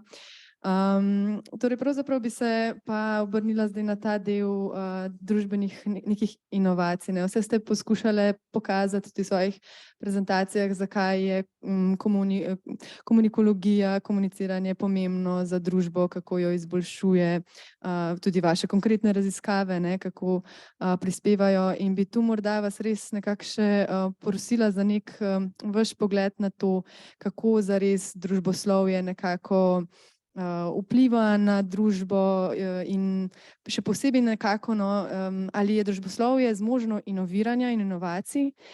Tu morda se vprašanje izvira iz tega konteksta, da se mi zdi, da je v našem okolju, kontekstu družboslovje nekako kar ima slab renome, in da so nekako naravoslovne vede naše kolegice bolj videne kot bolj ugledne in da prispevajo bolj konkretno k reševanju družbene, ima tudi neke bolj konkretne inovacije, od nekih izumov do nekih, ne vem, aplikacij in tako naprej. In me zanima vaš razmislek o tem, kako pa pravzaprav družboslovje, kakšno vlogo ima pri grajenju družbe in kako lahko z družboslovjem tudi inoviramo. Hvala lepa.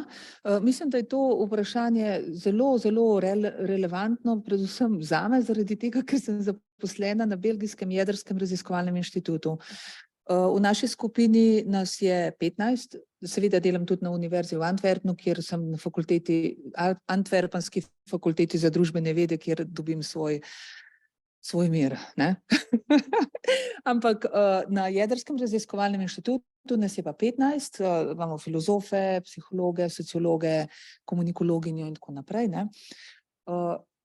In je strašno težko, ni to samo v Sloveniji, da smo družboslovci tretirani kot nekaj manj vrednega, recimo že soft science, rečejo dostikrat soft science, ne vem, kaj je to, mehka znanost, lepo vas prosim, mislim, tisti, ki meni srečajo, nikoli več ne rečejo mehka znanost, ampak in to multidisciplinarni pristop se šele učimo ga.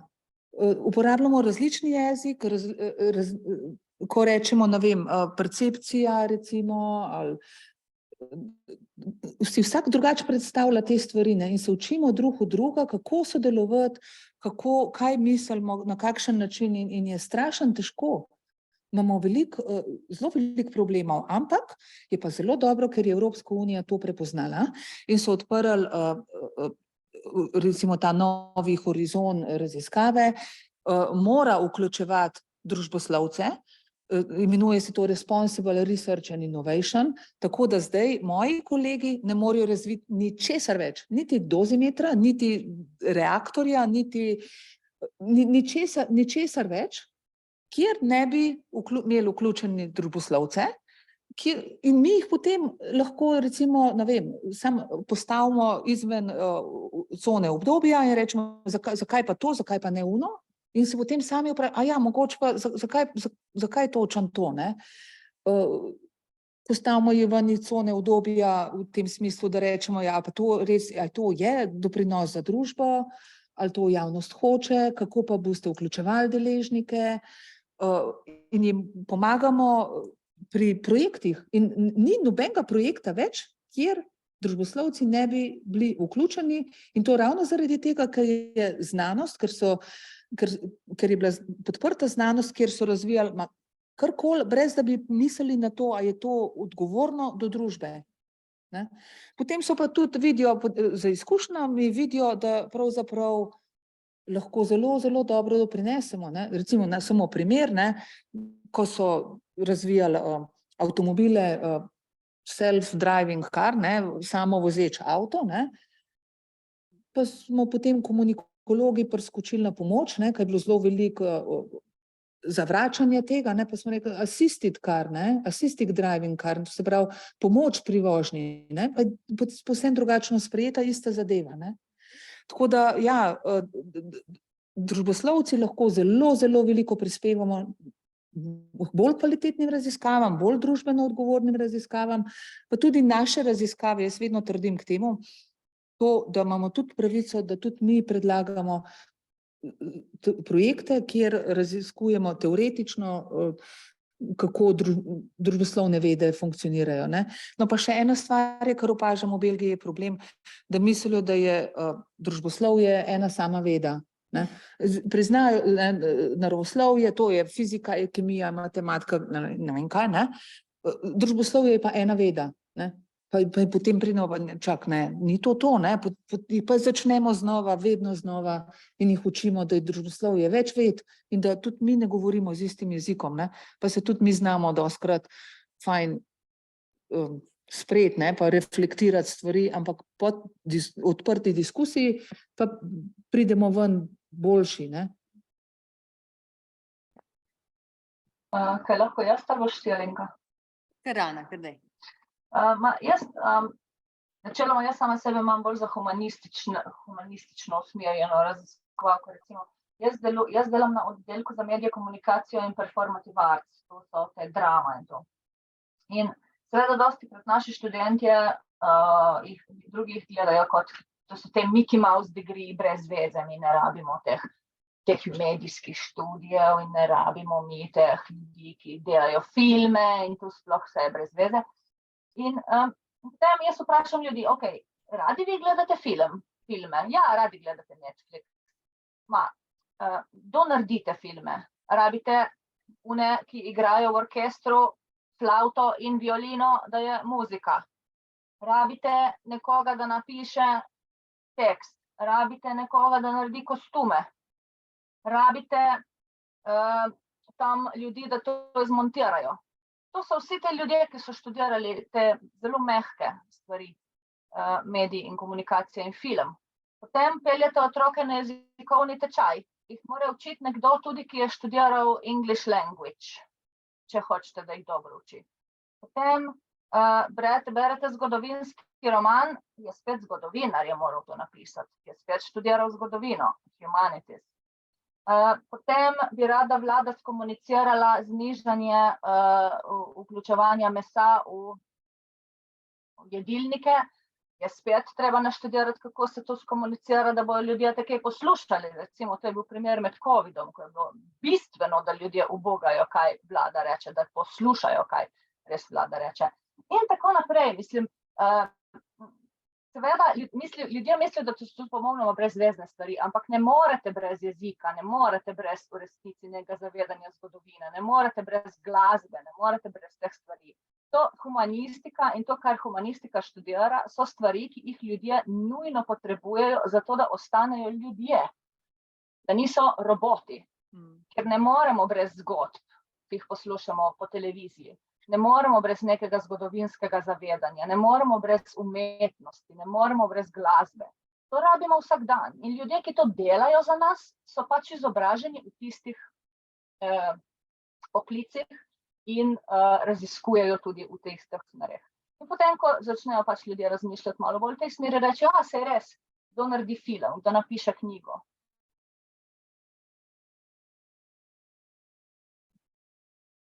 Ja, v mojem primeru je bilo pa tako, da na začetku, ko se je začelo to uveljavljati, interdisciplinarnost in družboslovje in humanistika morata biti pri teh projektih, je bilo tako, da odnosi z javnostmi so zelo zanimivo področje, ker ko si se ti pridružil takšnim projektom, so rekli, ti nam boš pa sporočila za javnost pisala, pa nas boš promovirala, kaj smo naredili, ne.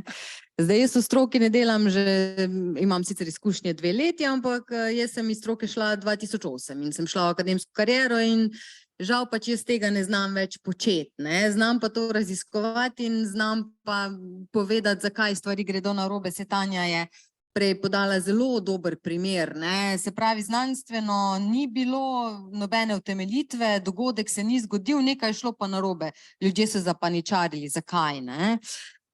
Se pravi, ja, na tej neki ravni. Zdaj konkretno Jaz sem ravno pred kratkim pisala to, kakšen vpliv lahko ima ta raziskava, s katero se trenutno ukvarjam s področjem spola. In gre tako za intervencijo na neki individualni ravni, se pravi, da se začnejo zgodbe deliti, da se ljudje ne počutijo sami, da se preneha izgubljati talent, ker nesorazmerno večinoma ženske zapuščajo stroke, ne samo odnosov z javnostmi, ampak tudi druge. Recimo, zdaj je Deloittova raziskava pokazala, da je v letu 2022 nesorazmerno veliko žensk zapustilo oziroma dalo odpoved na svojem delovnem mestu.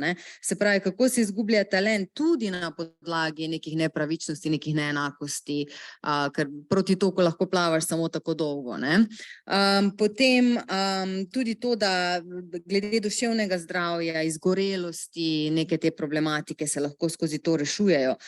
Potem tudi na organizacijski ravni, kako naslovimo jezik, o katerem se pogovarjamo. Pa naj gre za moško, žensko, kakršnokoli spolno rabo jezika. Ana je omenila simbolno nasilje. Tudi to družboslovci oziroma humanisti izpostavljamo, da niso stvari kar tako, ja, tako pač je, zakaj se pa s tem ukvarjamo. To so neka brezvezna vprašanja, ko izgubljamo energijo.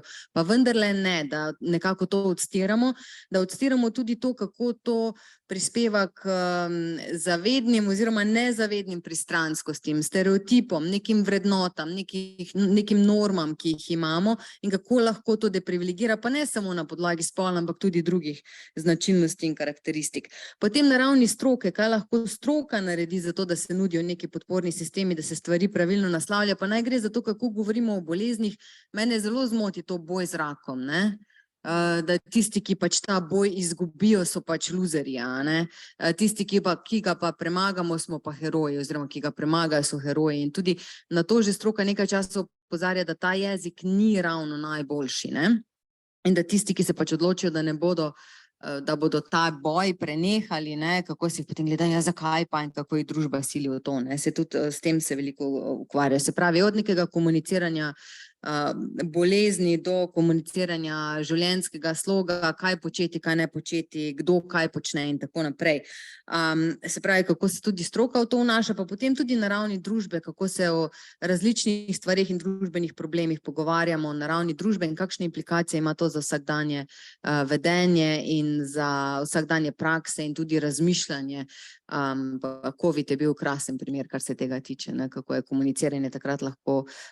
Komuniciranje je bilo nekaj časa edino orožje, če spet uporabim vojno metaforo, ali pa nekako edino sredstvo, se bom popravila, je bilo edino sredstvo, s katerim so lahko nekako vlade poskušale omejiti število okužb, ker zdravil ni bilo, se pravi, bilo treba ljudi informirati, kako se obnašati, kako preventivno delovati, kako obvarovati sebe in druge pred virusom, ker dejansko nismo vedeli, s čim se soočamo v tistem trenutku, in kako so lahko stvari tudi šle narobe, če je kdo rekel, da je pač treba piti, kaj že, razkožila in belila in tako naprej. Tako da varikino celo, tako da, in mislim, da stvari se izboljšujejo, smo pa še vedno mogoče prevečkrat videni kot nek dodatek k bolj resnim znanostim in mislim, da včasih tudi recimo nimamo toliko javnih intelektualcev na področju družboslovja in da mislim, da to je prostor, ki ga moramo začeti zavzemati in tudi pač pokazati, da tudi mi moramo biti v središču. Jaz bi blazno rada videla en projekt Horizon 2020, ki bo imel družboslovje v središču in nas naravoslovci podpirajo. Hvala, evo imamo že eno vprašanje iz publike. Ja, pozdravljene, najlepša hvala za to zanimive predstavitve in debato. Jaz bi v bistvu se rada navezala na to zadnje vprašanje, ker je to ena stvar, o kateri tudi sama razmišljam veliko. Pa v bistvu moje vprašanje, mislim, meni se zdi, da ni vprašanje, ali je družboslovje relevantno. Jaz mislim, da je inherentno potrebno.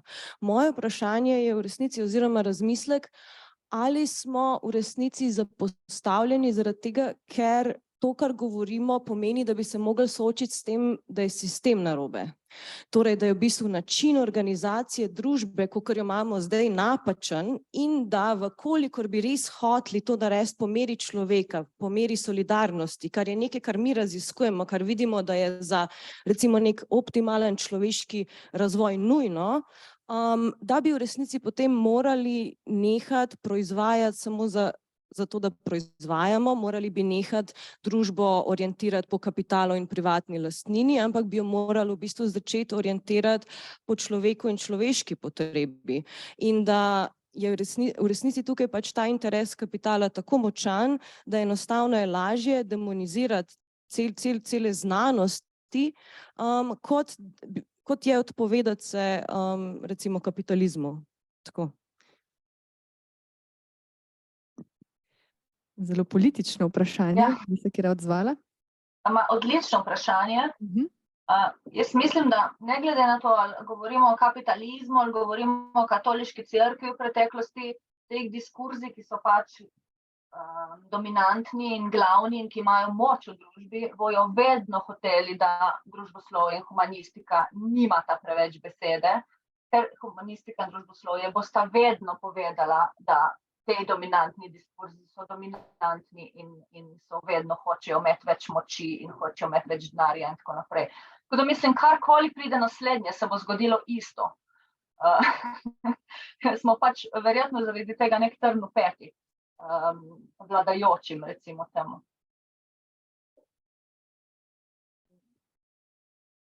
Odlično vprašanje, vsekakor. Ampak tako kot vedno ga bom naredila mostiček do tega, kjer jaz delujem in kjer poznam, pa se zelo povezuje z vami. O komuniciranju o radioloških ali pa jedrskih tveganjih je v preteklosti veljalo, so pač naravoslovci rekli, ja, sam izobraziti moramo ljudi, ne, pa bojo oni sprejeli to, kar rečemo, ne, ko bojo ljudje so rekli, ne, da oni to ne sprejmejo jedrskih rizikov, jedrske energije, radioaktivnosti, ne vem česa, zaradi tega, ker so čist neizobraženi. Da gremo jih izobraziti, pa bojo sprejeli, ne. Pa so potem rekli, ne, čak nekaj tole ne gre, bolj vlagamo v izobraževanje, ne. Še zmeraj imajo ljudje različna mnenja, ne, lahko si ti zelo, zelo visoko izobražen, pa ni rečeno, da to dva enako visoko izobražena imel, eden enako imel podprl drugi izgradnjo drugega jedrskega bloka, tako kot prvi, ne, to nima veze. Pa so rekli, nekaj druga mora biti, damo mi marketing approach, ne, prepričajmo ljudi, ne, da bojo to sprejeli, ne, ampak to ni šlo, ne, ljudje tega, saj nismo neumni, ne sprejmemo tega, ne, in ni dovolj. In zdaj se recimo, ne vem, po zadnja desetletje, ne, se je končno dojelo v naravoslovju, da pravzaprav ne, ljudje so čist sposobni informed decision makinga, kako se reče, no, temu?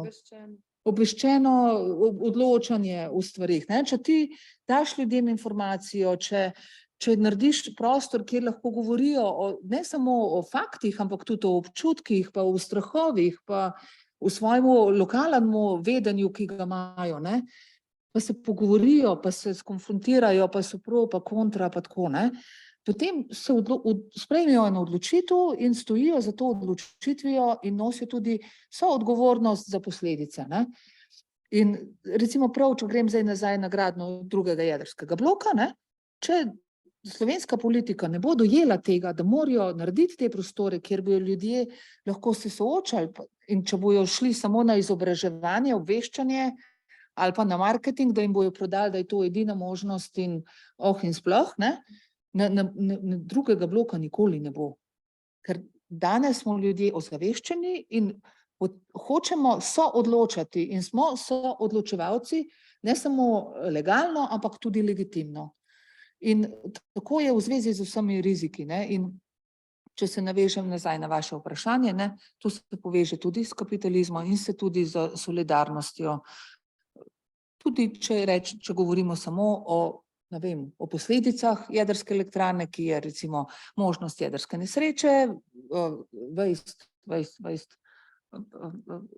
odpadkih, ne, in v tem.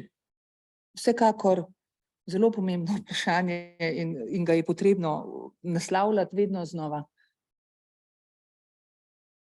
Ja, zelo dobro vprašanje. Jaz se bom tudi navezala najprej mogoče na mojo raziskavo. Mene je zelo skrbelo, kako bom jaz svoje rezultate skomunicirala. Zelo. Ker je bilo mnenje večine udeleženk, mi tega problema enostavno nimajo, to imajo probleme v tujini. mi tu pri nas ni bil problem. Pa je bil, ampak vizibilnosti ni imel. In tudi to je bilo, da je bilo kar nekaj skrbi in strahu pred interesi kapitala in centri moči. In če jaz to izpostavim, ne bom nikoli več imela službe, bom izločena iz tega prostora in tako naprej. Ne. Se pravi, se tudi tu neka kolektivna akcija ni naredila, kolikor sem jaz spremljala. Ne. Mislim, da tudi knjiga She Said ni prevedena v slovenščino, ki sta napisali ti dve novinarki, ki sta pač razkrili Weinsteinov škandal, pa je zelo tako informativna, kako se so to gibanje, kako so ga hoteli zatreti, ne, ker to je bila v bistvu je bilo neko prepričevalno komuniciranje, aktivizem in tako naprej. Skratka, ko sem jaz začela te rezultate komunicirati, pa so še vedno preliminarni, ker poročilo je še v izdelavi, sem zelo diplomatsko razmišljala, kako bom to nežno, ne? Nežno najprej pač povedala, ja, to je super, to delamo super, ampak ne, odziv je bil presenetljivo pozitiven. Tako da jaz mislim, podobno, kar je Tanja rekla, jaz mislim, da ljudje so pripravljeni na to, kako radikalni smo, pa lahko o tem je pa drugo vprašanje. Meni se zdi, da mi večkrat, ko kritiziramo, vse mi vemo, ne, pa če gremo brati znanstvene članke, so zelo lahko radikalni, zelo kritični, ne gre samo za tisto kritiko okrog po robovih, ne, in podrejanja kapitalov, ampak ko se pa komunicira v javni sferi, se pa nekaj spremeni in res kritiziramo tako okrog robov, samega sistema in same družbe pa ne spreminjamo, ampak jaz mislim, da jo bomo mogli začeti korenito spreminjati. Sej, recimo Islandija, Nova Zelandija in Škotska so sklenile, da bodo postavile ne GDP, ne, se pravi BDP, ne, ja, kot merilo uspeha, ampak srečnost in zadovoljstvo prebivalca. In so vsi bili, pa kaj se ta Škotska gre, pa kdo jim bo pa denar, kako bo pa denar služili in tako naprej. Ne. Se pravi, da tle jaz mislim, da neki premiki bodo in da tukaj bomo morali družboslovci in humanisti odigrati veliko vlogo, pa ne samo pridigati sami sebi, ampak dejansko iti ven iz teh okvirjev in se včasih tudi postaviti po robu pa kaj tvegati. Ne. Zdaj, koliko smo pripravljeni tvegati, je pa drugo vprašanje. Ne. Tako da, ja, mislim, da moramo biti kar pogumni in včasih sem zelo vesela, ko vidimo v mlajših generacijah, da se bistveno bolj zoperstavljajo nekaterim normam in pri tem tudi vztrajajo. Recimo ena izmed tipičnih stvari, ki jih opažam pri študentih, je to ravnotežje med delom in življenjem. Work-life balance, ne. Ne bom več delala 24 ur na dan, pa ne bom več delala 24 ur na dan. Hvala Bogu, da smo na tem, ne. Da se prepoznava neka izgorelost in da to, da več delaš, nisi zaradi tega boljši, ne. Tako da, ne vem, če je to direktno naslovilo to vprašanje, ampak mislim, da je zelo pomembno in ne samo, da o tem govorimo in to raziskujemo, ampak da bomo morali nekaj v tej smeri tudi narediti. Še eno kratko vprašanje.